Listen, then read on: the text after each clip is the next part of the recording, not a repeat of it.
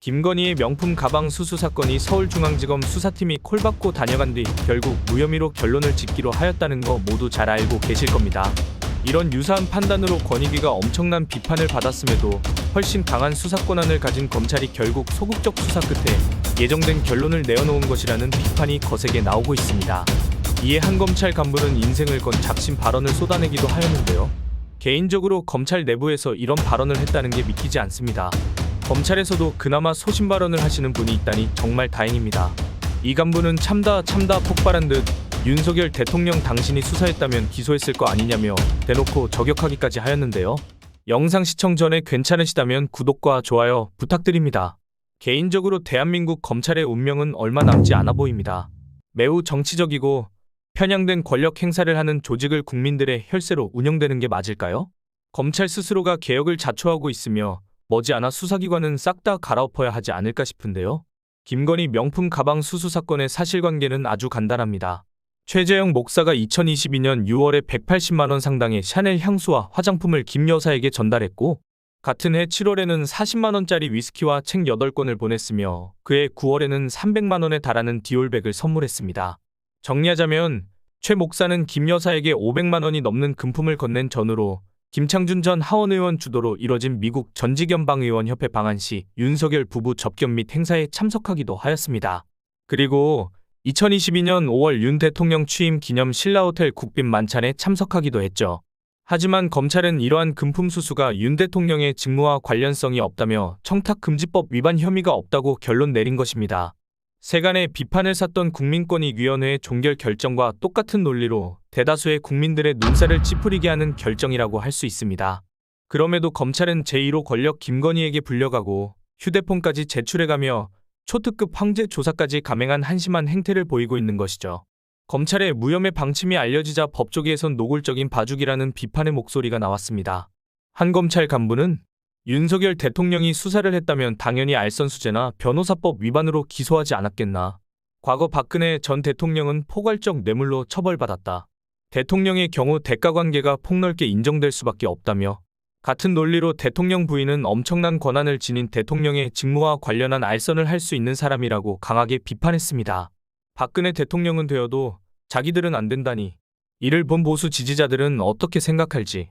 박근혜 대통령은 감방에 넣는데 자기과 자기 와이프는 절대 안 된다고 하는 이 상황, 이래도 지지하고 싶은지 묻고 싶습니다. 그리고 판사 출신 변호사는 알선수재나 변호사법 위반 혐의는 물론 윤 대통령이 김 여사가 금품을 받은 사실을 알았다면 뇌물죄도 적용할 수 있다며, 이런 사건에서 알선수재가 성립하는지를 진지하게 따져보는 것 자체가 이상한 일이라고 입장을 밝히기도 하였습니다. 이렇듯 많은 법조계 관계자들이 여기저기서 비판하고 있지만 검찰은 뻔뻔하게 밀어붙일 작정인 것 같습니다. 국민들이 이렇게 똑똑히 지켜보고 있지만 검찰은 단 한 사람을 위해 법과 원칙을 무너뜨린 것입니다. 그동안 검찰 개혁을 저항해왔던 많은 검사들에게, 당신들에게 검찰 개혁을 막을 명분이 아직 남아있는지 묻고 싶습니다.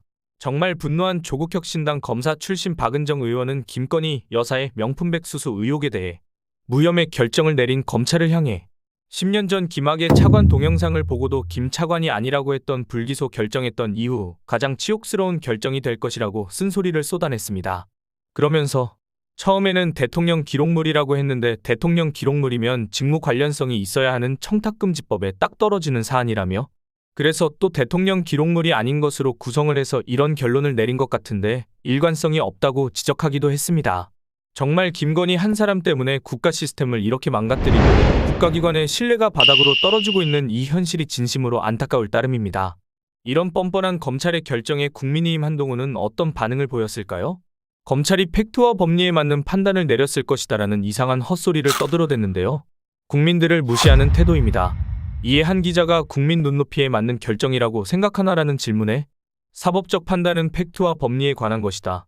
거기에 맞는 판단을 검찰이 내렸을 것이라고 답했다고 합니다.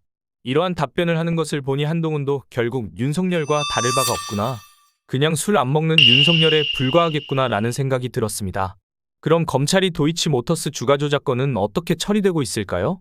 검찰 관계자는 22일 김 여사 관련 도이치모터스 주가 조작 수사 속도를 묻는 취재진에게 수사 중인 사항으로 답변이 어렵다며 전주 소환 조사가 계속 진행 중이라고 말을 아꼈다고 합니다.